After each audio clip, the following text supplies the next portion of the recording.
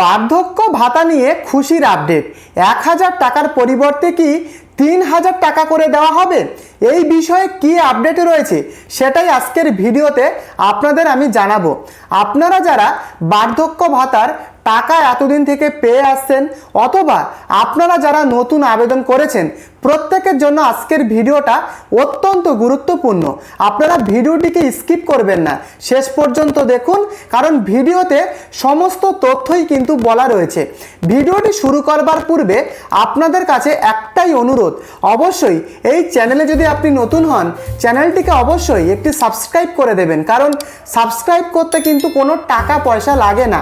অবশ্যই সাবস্ক্রাইব করে দেবেন আর অবশ্যই এই ভিডিওটিকে লাইক করতে ভুলবেন না। তো দেখুন, গত 22শে জুন যে বাজেট অধিবেশন হয়ে গেল, সেই বাজেট অধিবেশনে কি হলো, যারা বার্ধক্য ভাতার টাকা আগে থেকে 1000 টাকা পেয়ে আসছিলেন তাদেরকে কিন্তু 500 টাকা বাড়ানো হয়েছে। অতএব যারা 1000 টাকা করে পাচ্ছিলেন তারা এবার থেকে 1500 টাকা তারা কিন্তু পাবেন।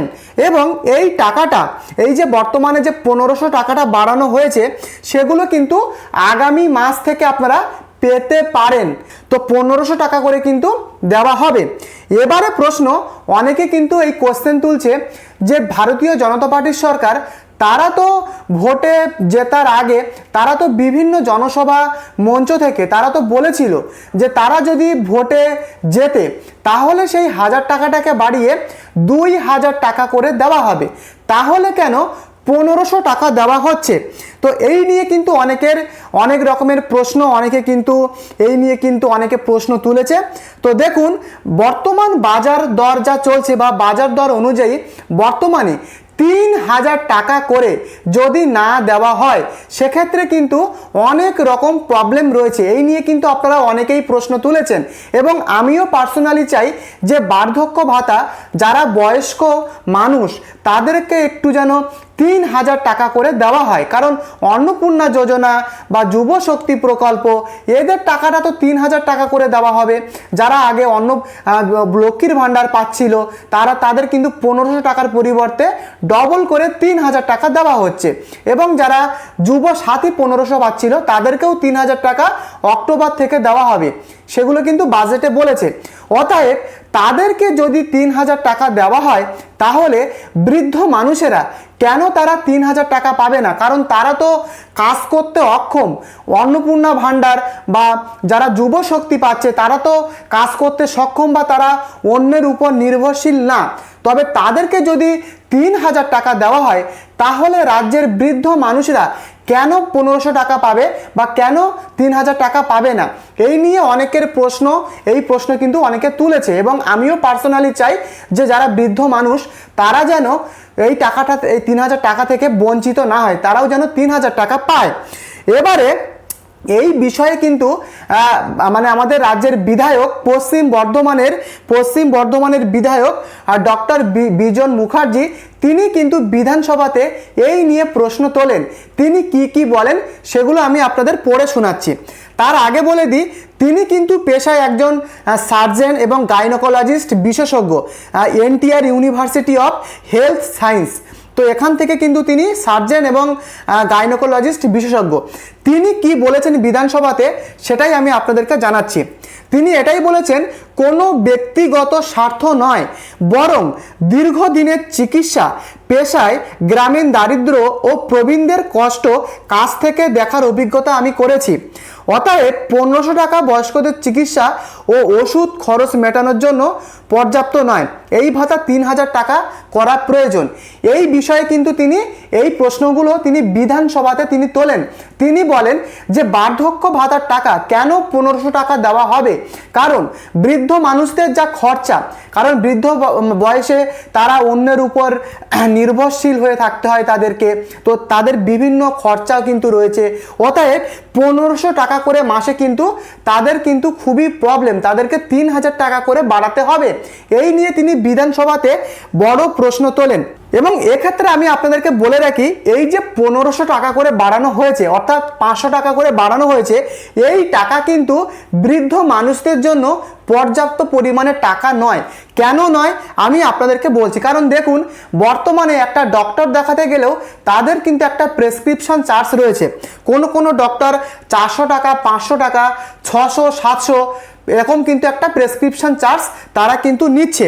ফলে এই যে 1500 টাকা, এটা তো সারা মাস কোনো রকমভাবে মানে কি বলবো, সেরকমভাবে কিন্তু পর্যাপ্ত নয়। এছাড়াও কিন্তু ওষুধের খরচা রয়েছে।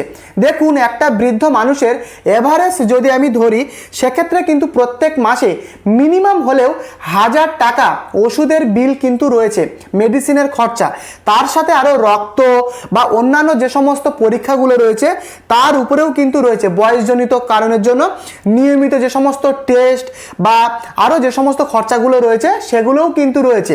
আবার যাতায়াতের উপরে একটা খরচা রয়েছে, নিজের শরীরের উপরে পুষ্টি, বিভিন্ন খাবার, সেই সমস্ত জায়গাতেও কিন্তু খরচা রয়েছে। অতএব 1500 টাকা একটা মাসে কিন্তু একটা বৃদ্ধ মানুষের সেটা কিন্তু পর্যাপ্ত কিন্তু হবে না। 3000 টাকা না দিলে সেটা কিন্তু পর্যাপ্ত নয়। কারণ 1500 টাকা বর্তমানের যে বাজার মূল্য চলছে সেখানে কিন্তু কিছুই না, একদিনের খরচাও কিন্তু বলা যায়। সেখানে 30 দিনে যদি 1500 টাকা দেওয়া হয়, সেক্ষেত্রে কিন্তু বয়স্ক মানুষেরা তাদের কিন্তু অনেক রকম প্রবলেমের সম্মুখীন তাদের হতে হবে। এবারে দেখুন, এর সাথে সাথে আরও কী রয়েছে, পুরানো প্রেসক্রিপশানের যে সমস্ত এগুলো রয়েছে। কি হচ্ছে, একটা বৃদ্ধ মানুষ কি করছে, সে আগে থেকে ডক্টর দেখাচ্ছে এবং আগের দেখানো ডক্টরের যে প্রেসক্রিপশান, সেই প্রেসক্রিপশানটা বারবার দেখিয়ে সে কিন্তু ওষুধ নিচ্ছে। ফলে তার কিন্তু ভুল চিকিৎসা বা তার কিন্তু শারীরিক অবনতির দিকেও কিন্তু সে যেতে পারে, যে আগের যে প্রেসক্রিপশানগুলো তারা বারবার দেখিয়ে ওষুধগুলো নিচ্ছে। ফলে এগুলোও কিন্তু একটা প্রবলেম রয়েছে। তারপরে অর্থের অভাব কিন্তু রয়েছে, যেটা আমি আপনাদের একটু আগেই বলছিলাম। কারণ একটা প্রেসক্রিপশন চার্জ 400, 500, 600, 700 বিভিন্ন রকম ডক্টরের কিন্তু বিভিন্ন রকমের মানে প্রেসক্রিপশন চার্জ কিন্তু রয়েছে।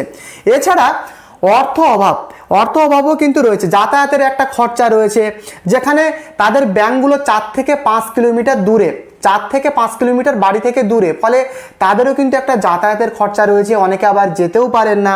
এবং কাছের যে সমস্ত সাইবার ক্যাফে বা সিএসপি সেন্টারগুলো রয়েছে, সেখানে কিন্তু ফিঙ্গারপ্রিন্ট দিয়ে তাদেরকে টাকা তুলতে হচ্ছে। অনেকের ফিঙ্গারপ্রিন্ট বয়সজনিত কারণে কিন্তু তাদের নেয় না, আরও বিভিন্ন রকমের কারণ। এবং সেখানে কিন্তু আরও হিডেন কস্টও রয়েছে, অর্থাৎ সেখানে গেলে টাকা তুলতে গেলেও কিন্তু 10 টাকা, 20 টাকা, 30 টাকা যে যেমন পারে নেয়। অতএব এগুলো কিন্তু অনেক রকমের সমস্যা রয়েছে। তো আমি বলবো, যারা অন্নপূর্ণা যোজনা প্রকল্পে যারা 1500 টাকা বা 1700 টাকা পাচ্ছিল, তাদেরকে তো 3000 টাকা করে করা হলো, বা যারা আগে যুবসাথী পাচ্ছিল তাদেরকে কিন্তু 3000 টাকা করে বাড়ানো হলো। তাহলে এই বৃদ্ধ মানুষেরা তারা কি ক্ষতি করলো, বা তাদের কেন 3000 টাকা করা হলো না? এই নিয়ে কিন্তু আমিও পার্সোনালি আমারও মনে প্রশ্ন, কেন করা হলো না, এবং এই নিয়ে কিন্তু অনেকেই কোশ্চেনটা তুলেছে। এবং এই প্রশ্নটা কিন্তু আমাদের রাজ্যের বিধায়ক ডক্টর বিজন মুখার্জি, যিনি পশ্চিম বর্ধমানের জামুরিয়ার বিধায়ক, তিনি কিন্তু বিধানসভাতে এই প্রশ্নটা তুলেছেন।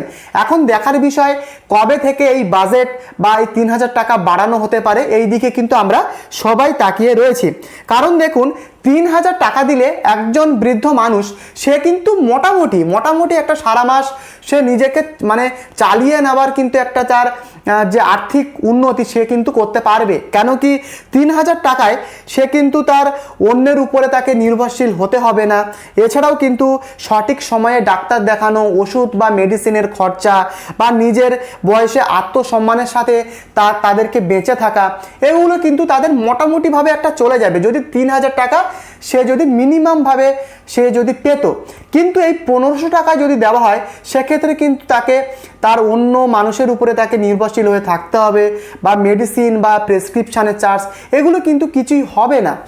তো আমাদেরও দাবি রয়েছে সরকারের কাছে যে 3000 টাকা করে দেওয়া হোক বৃদ্ধ মানুষদের জন্য। তো এই কিন্তু আপডেট, বার্ধক্য ভাতার আপডেট। কারণ এই বছরে তো আপনাদের যে বার্ধক্য ভাতার যে বাজেট, সেটা কিন্তু পেশ করা হয়ে গেছে। কারণ 1500 টাকা করে প্রত্যেক মাসে দেওয়া হবে। এখন দেখার বিষয়, পরবর্তী বছর অর্থাৎ 2027-এর জানুয়ারি কিংবা ফেব্রুয়ারির যে বাজেট, সেই বাজেটে 3000 টাকা করে বাড়ানো হচ্ছে কি হচ্ছে না। তো এই কিন্তু বার্ধক্য ভাতার আপডেট। যদি আপনাদের ভিডিওটি ভালো লাগে বা আপনাদের আমি যদি একটু হলেও বোঝাতে পারি, প্রত্যেককে অনুরোধ করব চ্যানেলটিকে সাবস্ক্রাইব করে অবশ্যই এই ভিডিওটিকে লাইক করে দেবেন। দেখা হচ্ছে পরবর্তী ভিডিওতে। ধন্যবাদ।